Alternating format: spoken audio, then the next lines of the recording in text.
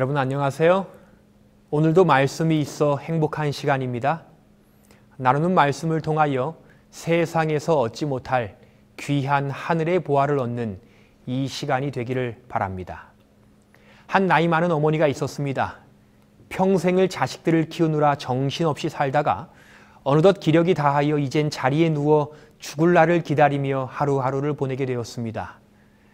하루는 이 어머니가 모든 자식들을 다 불러 모았습니다. 어머니의 소집에 큰 아들부터 막내에 이르기까지 불이 나게 달려왔죠. 그리고 이제 어머니의 중대한 이야기를 모든 자식들이 숨죽여 기다리고 있는 그때에 어머니는 천천히 입을 열어 말씀하시기를, 얘들아, 내가 평생을 너희들 키우느라 고생하며 살았지만 언제나 내 마음속에는 한 가지 소원이 있었다. 이제 너희가 좀 들어줄 수 있겠냐? 아니, 어머니가 이제 돌아가실 날이 얼마 남지 않았는데 그 소원 하나 못 들어드리겠습니까? 모든 자식들이 어머니 빨리 말씀하세요. 저희가 뭐든지 당장에 들어드릴게요. 그래, 내가 평생 마음으로만 생각하던 걸 이제 너희에게 말하는구나. 내가 죽기 전에 다이아 반지 한 번만 껴보면 소원이 없겠다. 자식들이 다 놀랐습니다. 아니, 다른 소원도 아니고 돌아가시기 전에 다이아 반지 한 번 껴보는 것, 그게 뭐 중요하다고. 자식들이 옆방에 따로 모여 긴급 회의를 합니다. 아니, 우리 어머니 평생 소원이셨다는데 우리가 어떻게든 당장 사서 끼게 해드리자. 둘째야, 너는 돈이 얼마나 되냐? 막내야, 너는 얼마나 할 수 있냐? 그렇게 서로 돈을 모으는 회의를 하던 중에 갑자기 둘째 아들이 손뼉을 치며, 아니 형님, 우리가 그렇게 할 필요가 있습니까? 우리 어머니가 이제 곧 돌아가실 텐데 뭐하러 다이아 반지를 빚까지 내서 사드립니까? 저기 뒷집 아주머니가 다이아 반지를 끼고 다닌다는 소문을 들었는데 가서 빌려다가 어머니 한 번만 껴보시게 하면 되죠. 자식들이 그 말을 듣고, 아, 정말 좋은 생각이다. 그래, 우리 꼭 그렇게 하자. 그리고 당장 가서 부탁하여 그 다이아 반지를 빌려왔습니다. 이제 그 빌린 반지를 어머니께 드렸더니 그거 껴보시고 어린아이처럼 얼마나 행복해 하시는지 자식들이 그 모습을 보고 다들 흐뭇해했어요. 근데 거기서 한 문제가 생겼습니다. 이제 어머니의 소원대로 다이아 반지 한번 껴보셨으면 만족해 하시고 빼서 주셔야 하는데 이 어머니가 다이아 반지를 물끄러미 바라보시더니 갑자기 자리에 앉으셨어요. 그리고 며느라가, 내가 갑자기 목이 너무 탄다. 물 한 잔만 떠다 주라. 며느리는 얼른 가서 냉수 한 그릇을 떠다가 어머니에게 드렸습니다. 그리고 어머니는 떠온 냉수 그릇을 봤더니 갑자기 다이아 반지를 빼서 물 한 모금과 함께 꿀꺽 삼켜버리셨어요. 순식간에 일어난 일이라 아무도 말리지 못했습니다. 그리고 이 어머니는 그렇게 반지를 삼키시더니 자리에 누우시고는 이제 내가 죽어도 여한이 없다, 그 말만을 남기시고 갑자기 돌아가셨습니다. 참 황당한 이야기지요. 근데 여러분, 이 이야기가 누군가 지어낸 이야기가 아닙니다. 1979년에 우리나라 부산에서 실제로 있었던 일입니다. 다이아 반지를 삼키고 만족하며 임종한 어머니. 이제 모든 짐은 자식들이 떠맡아야 하죠. 이 빌려온 다이아 반지를 어떻게 꺼내야 합니까? 어머니 배를 가를 수도 없고요. 어쩔 수 없이 어머니를 화장시켜 꺼내는데 다이아 반지가 나오기는 했지만 반지의 금이 다 녹아버렸습니다. 끝내 자녀들은 빚을 내어 다이아 반지를 물어주고 나서야 이 일이 마무리되었습니다만 참 안타까운 결말의 이야기입니다. 여러분, 이 이야기에 등장하는 어머니의 문제가 무엇일까요? 다이아 반지를 껴보고 싶어한 마음이 문제인가요? 아닙니다.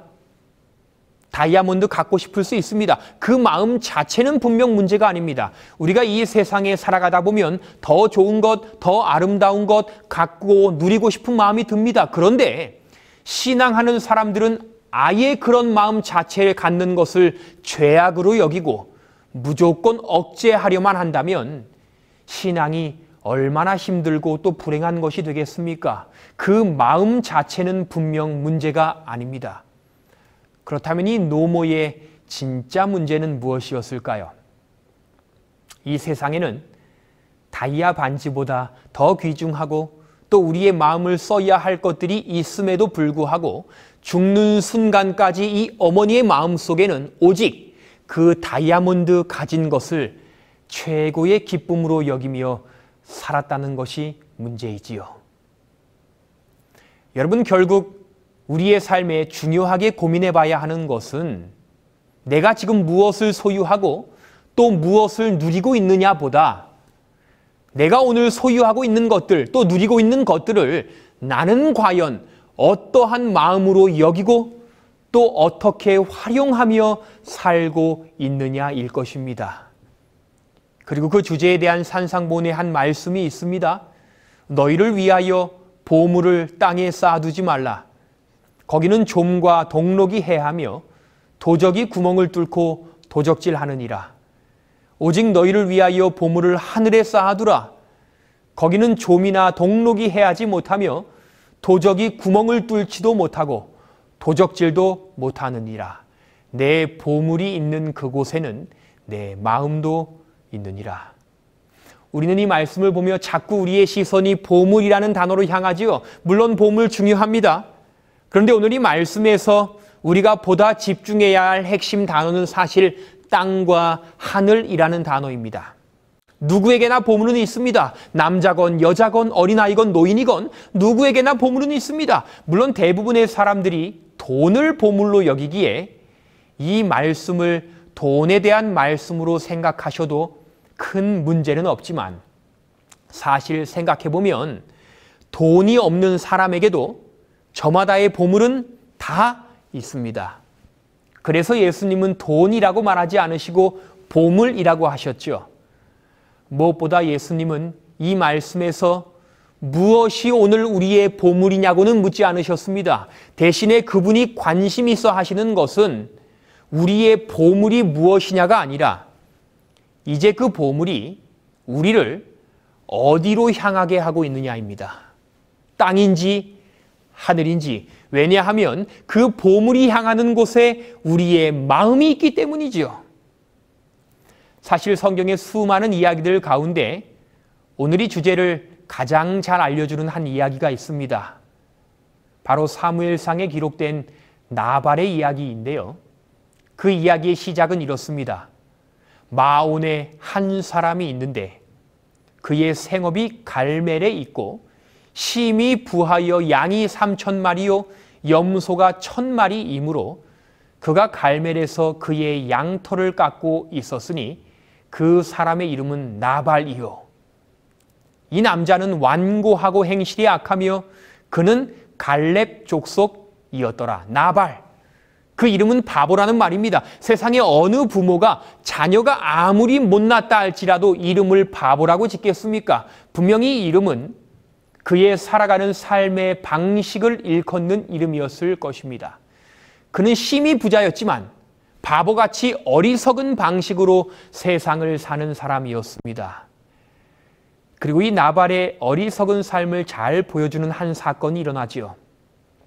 다윗이 광야에 있어서 나발이 자기 양털을 깎는다 함을 들은지라 다윗이 이래 10소년을 보내며 내 소년들로 내게 은혜를 얻게 하라. 우리가 좋은 날에 왔은즉 내 손에 있는 대로 내 종들과 내 아들 다윗에게 주기를 원하노라 하더라 하라. 어느 날 다윗은 나발에게 자신의 사람들을 보냅니다. 겸손하게 문안하며 도움을 구하죠. 큰 부자인 나발에게 자신의 사람들과 함께 먹을 양식 주기를 요청합니다. 물론 도울지 말지는 나발의 마음이었지만 적어도 이 이야기를 잘 살펴보면 나발이 다윗을 도와주어야만 하는 세 가지 이유가 있습니다. 첫 번째로 그날은 양털 깎는 날이었습니다. 고대 팔레스타인에서 양털을 깎는 날은 잔칫날입니다. 사람들과 여러 손님들을 초청하여 잔치를 벌이고 음식과 즐거운 자리를 제공하는 것은 당시의 그 집의 주인으로서 당연히 행하던 일이었습니다. 그렇기에 나발은 그날 다윗에게 베풀고 나눌 수 있는 좋은 기회를 얻은 것입니다. 그것은 특권이었습니다. 그런데 나발은 그에게 주어진 그 귀한 베품의 기회를 무시합니다. 두 번째로 나발이 다윗을 도와주어야만 했던 것은 다윗의 행한 일들 때문이었습니다. 다윗은 지금까지 나발의 소유들을 잘 보호해 주었습니다. 다윗의 보호가 있었기 때문에 그의 양들은 안전했고 결국 아무런 문제 없이 양털까지 깎을 수 있게 된 것이지요. 그렇게 나발은 지금 다윗에게 받아온 사랑의 은혜를 갚을 기회를 얻은 것입니다.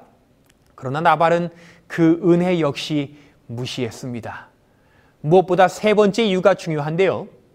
나발은 성경의 기록처럼 갈렙 족속입니다. 특별히 성경은 콕 집어서 나발이 마온에 살고 갈멜의 업이 있다고 기록하는데 이 마온과 갈멜은 사실 갈렙이 오래전에 여호수아에게 받은 땅이었습니다. 그것이 대대로 내려온 것이지요. 그래서 여러 학자들의 견해에 따르면 나발이 현재 부유한 사람이 된 것은 그 자신의 노력이나 그의 지혜로 이룬 것이기보다는 갈렙 족속의 혈통에 따라 그가 유산으로 받은 것들입니다. 즉 자신의 부유함은 그의 선조들의 신실함 때문에 하나님께로부터 받은 것들이라는 것이죠. 그랬기에 다윗이 그에게 친절을 요구했을 때에 나발은 더더욱 기쁨으로 응해야 했습니다. 왜일까요? 현재 본인이 누리고 있는 모든 부유함은 원래 자신의 것이 아닌 하나님께서 허락하셔서 하나님의 방식대로 활용하도록 주신 선물들이기 때문이었습니다. 그 모든 것들은 다 하나님의 것이었고 그분의 뜻에 맞게 활용하도록 주신 것들이었다는 것이죠. 그런데 다윗의 요청에 대한 나발의 대답을 보면 참 흥미롭습니다. 특별히 영어 성경과 연결 지어보면 더욱 정확한데요. 내가 어찌 내 떡과 내 물과 내 양털 깎는 자를 위하여 잡은 내 고기를 가져다가 어디서 왔는지도 알지 못하는 자들에게 주겠느냐 한지라. 내 떡, 영어 표현으로 내 물, 내 양털 깎는 자, 그리고 내 고기. 그의 생각 속에는 적어도 자신이 소유한 모든 것들은 다 자신의 것입니다. 자신의 마음대로, 자신의 방식대로 사용하는 것이 당연하다고 생각합니다. 그렇기에 그에게는 다윗을 도와줄 조금의 이유도 없는 것이지요. 한 책에는 이때의 나발에 관한 기록을 이렇게 남깁니다. 그에게는 주신 분을 기쁘게 해드려야겠다는 생각은 조금도 없었다. 그는 하나님께는 부요치 못하였다. 그 까닭은 그가 영원한 보화에 대해서는 아무런 매력을 가지고 있지 않았기 때문이다. 현세의 이득과 현재의 사치가 그의 생활에 골몰하는 생각이었다. 이것이 그의 하나님이었다. 그에게 있는 많은 부유함이 그가 섬기는 하나님이었습니다. 그 부유함을 어떻게 하면 더 많이 누리고 더 많이 소유할지가 늘 그가 골몰하는 생각이었기 때문입니다. 여러분, 여기서 우리가 한 가지 참 중요한 것을 발견하게 되는데, 요즘 여러분들의 머릿속을 가장 많이 채우는 주제가 무엇입니까? 여러분들이 가장 골몰하며 사는 생각이 무엇인가요? 중요한 것은 내가 가장 골몰하는 그 생각의 주제가 바로 나의 섬기는 하나님이라는 사실입니다. 더 나아가 내가 나의 재정을 가장 많이 투자하고 나의 시간과 나의 정신을 가장 많이 쏟고 있는 바로 그것이 내가 현재 섬기고 있는 나의 하나님입니다. 그래서 우리는 나도 모르는 사이에 너무도 자주 우상 숭배를 하는 사람이 되고 있는지도 모르는 일이죠. 그래서 예수님은 오늘 그런 우리에게 산상보훈의 말씀 가운데 말씀하십니다. 오직 너희를 위하여 보물을 하늘에 쌓아두라. 오늘 우리가 가진 보물들, 그것이 나의 재정이 될 수도 있고 나의 지식, 명예나 재능, 그 어떤 것이든지 간에 그 보물을 하늘에 쌓아두라. 말 그대로 따져보면 참 이상한 말씀입니다. 우리가 어떻게 보물을 하늘에 쌓아둘 수 있습니까? 하늘에 은행이나 금고가 있는 것도 아니지요. 근데 이 말씀의 핵심은 우리의 가진 보물을 하늘에 속한 것들을 위하여 활용하라는 말씀입니다. 베풀고 또 나눌 기회를 주셨을 때에 사랑으로 활용하라는 것입니다. 헌신할 기회를 주셨을 때에 믿음으로 헌신하라는 것이죠. 그렇게 나의 보물이 하늘에 속한 것들을 위하여 활용될 때에 우리의 마음도 결국 그 보물이 향한 곳, 즉 하늘을 향하게 될 것이라는 것이지요. 사랑하는 여러분, 하나님께서는 오늘도 우리에게 많은 보물들을 허락하셨습니다. 내가 현재 누리고 있는 것들 다 하나님께서 주신 하나님의 것입니다. 무엇보다 그것들은 하나님이 우리에게 주신 선물이자 맡기신 사명입니다. 선물인 동시에 사명입니다. 하나님께서는 분명 우리에게 선물을 주실 뿐 아니라 그것들을 하늘을 위하여 활용할 수 있는 기회들 또한 허락하십니다. 그리스도인들은 소유하고 누리고 있는 것으로 그 가치가 판단되는 사람들이 아니라 베풀고 활용하는 것으로 그 가치가 판단되는 사람들입니다. 그렇게 사랑하는 여러분, 이 시간 한번 진심으로 생각해 보세요.